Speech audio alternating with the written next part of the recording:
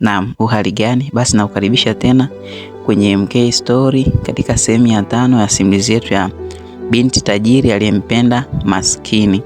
Basi nitangulize samahani kama utasikia kidogo nikiwa na koa huku naendelea kukusimulia story yako. Ni hali ya hewa kidogo, kifua kinanisumbua. Basi nimeona nisikie kimya na tuendelee pale tulipokuwa tumeishia katika sehemu yetu ya 4 na ikiwa ni ya 5.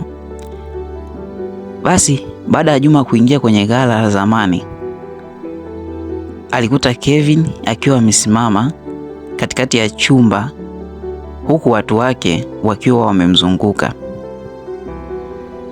Basi Kevin alitabasamu akasema nilijua utakuja. Basi Juma akajibu kwa utulivu, oya mshikaji, umeniita kwa sababu gani?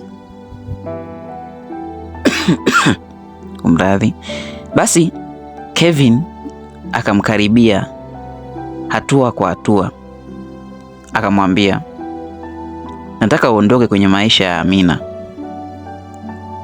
Basi mshikaji wetu Juma akatikisa kichwa akamwambia, asikia mwanangu, mimi sitofanya hivyo. Yaani hivyo siwezi kuondoka, yaani kuachia dodo hivi hivi. Basi Juma akaonyesha na wanaume wake pale kwamba mimi sitoondoka kwenye maisha ya mtoto wa kike. Basi Kevin akacheka sana akamwambia, basi mwanangu utaumia. Basi mmoja wa watu wa Kevin akarusha bahasha mezani. Ndani yake kulikuwa na picha za Juma akiwa na Amina. Basi Kevin akasema, nikimpa baba yake hizi pamoja na taarifa nyingine za uongo, maisha yako yataharibika. Juma akamwambia, oya. Basi Juma akaendelea tu kutikisa zake kichwa. Basi Juma hakutikisika, hakufanya chochote mshikaji. Akasema tu ukweli utajulikana. Basi Kevin mshikaji akakasirika, maana hakutegemea Juma kuwa jasiri kiasi hicho. Mradhi. Basi wakati huo Amina alikuwa nyumbani akihangaika. Hakujua Juma alikuwa wapi. Basi alimpigia simu mara kadhaa, haikupatikana. Basi moyo wake ukajaa hofu. Alihisi kuna jambo baya limemtokea. Basi mshikaji akamwambia, Kevin akamwambia, Juma, nina ofa ya mwisho. Ondoka kwa Amina. Nitakulipia matibabu yote ya mama yako. Ni mshikaji bwana hapa ni anataka atumie amlipie mama yake Juma kule hospitali ili jamaa aweze kuondoka. Basi Juma akanyamaza kwa sekunde chache. Alimkumbuka mama yake akiwa hospitalini, lakini akatikisa kichwa akamwambia, siwezi kumsaliti Amina. Jamaa yuko ngangari sana. Yaani pamoja na mama yuko hospitali anaumwa, yeye anaamini tu bwana, mimi nitapata. Basi Kevin akapiga meza kwa hasira akamwambia, utajutia uamuzi huu. Basi usiku huo Juma aliporudi hospitalini alimkuta mama yake akiwa macho. Mama yake akamshika mkono akamwambia, mwanangu, mbona unaonekana mwenye huzuni? Basi Juma hakutaka kumweleza matatizo yake, akatabasamu tu akamwambia, hakuna mama, kila kitu kitakuwa sawa. Basi mama yake akamwambia, usikubali pesa zinazokuja kwa njia mbaya. Heshima ni bora kuliko utajiri. Maneno hayo yakamgusa sana Juma. Basi kesho yake maneno akawa ni kwa Amina. Basi Amina alimuomba rafiki yake wa karibu aitwaye Neema amsaidie kumpelekea Juma barua kwa siri. Basi katika barua hiyo aliandika, ninakupenda na sitakuacha hata dunia ikitupinga. We, unaona mapenzi ya Bwana Juma na Amina, kwamba hawa watu wanapendana kweli. Sorry, unazi Juma na Neema ni watu ambao wanapendana kweli kweli. Basi Neema akaenda kumtafuta Juma, lakini kabla hajafika Kevin akamuona, akaitoa ile barua. Alipoisoma akatabasamu kwa ujanja. Sasa nimepata njia ya kuwagombanisha. Kevin akaandika barua nyingine kwa jina la Amina. Ndani yake akaandika Juma, nimeamua kukusahau. Tafadhali usinitafute tena. Basi barua hiyo ikamfikia Juma. Sasa mshikaji ila mshikaji ana mambo. Kakosa sehemu nyingine kote kumbana mshikaji. Kaona kila sehemu jamaa yuko nganga. Sasa amemosa kutumia barua. Basi barua ilipomfikia mshikaji wetu Juma, alipoisoma machozi yakaanza kumtoka. Aliamini kweli Amina ndiye ameandika. Lakini kwa upande mwingine Amina alisubiri jibu la Juma.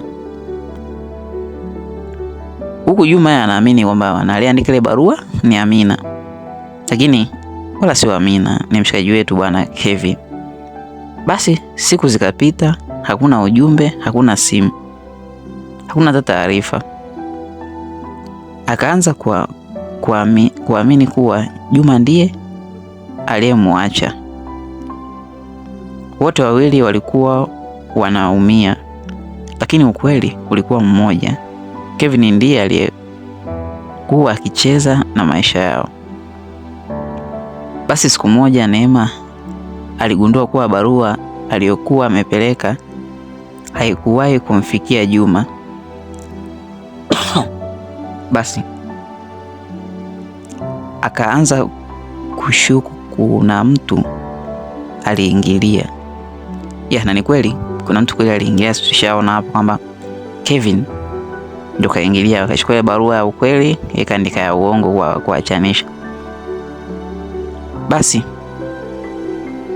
alipoanza kufuatilia, aliona kamera ya duka lililokuwa karibu na mahali alipokutana na Kevin. Basi akaamua kwenda kuomba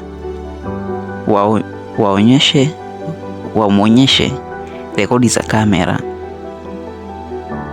lakini hakujua kuwa Kevin alikuwa tayari amegundua anachofanya. Usiku huo simu ya Neema iliita.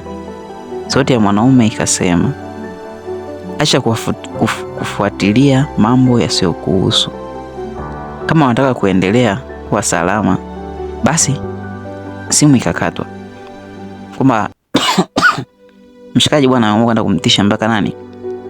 Mpaka sasa Neema, kwamba Neema naye akae mbali bwana, asiingilie ile game. Basi Neema akabaki amesimama kwa hofu.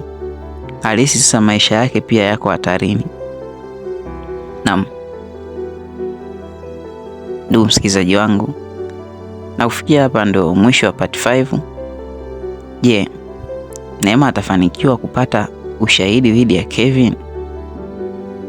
Je, Juma na Amina watajua kuwa barua zilibadilishwa?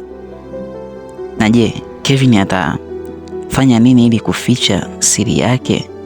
Basi kwa majibu usikose sehemu ya 6 ya binti wa tajiri aliyempenda maskini kwenye channel yetu hii MK Story TV. Na simulizi inazidi kuwa kali. Basi mimi nikwambie tu don't forget kuja kuisikiliza pati ya 6 na sehemu ya 6. Lakini mpaka kufikia hapa, basi mimi nikutake radhi kwa sauti yangu kutokuwa poa, wakati na simulizi kuwa fupi. Basi nimeifanya kuwa fupi ili na mimi kutokana na afya yangu kidogo si poa, nikaona basi nisikae kimya wiki nzima, wiki nini, kama pindi zilizopita huko nyuma nilikuwa nakaa wiki mbili siachia. Nikaona leo bwana, leo niingie tu hivyo hivyo, japo siku poa nitakooa. Ninaamini wewe msikizaji wangu, wewe ni muelewa. Basi nakuomba usiache kusubscribe channel hii, kushare, kulike, hata na kucomment tu, ili kuendelea kutupa moyo na support. Basi na mimi kufikia hapa nikwambie tu sina la ziada. Sikuagi, bali na kuambia tutakutana kwa wakati mwingine. Na msimuliaji wako nilikuwa ni mimi MK, mwandaji wako alikuwa ni dada yetu Agi. Basi usikose sehemu ya 6, na pia usikose kufuatilia na story ile nyingine ya mrembo wa kijiji. Basi kufikia hapa mimi sina la ziada, tukutane katika sehemu nyingine.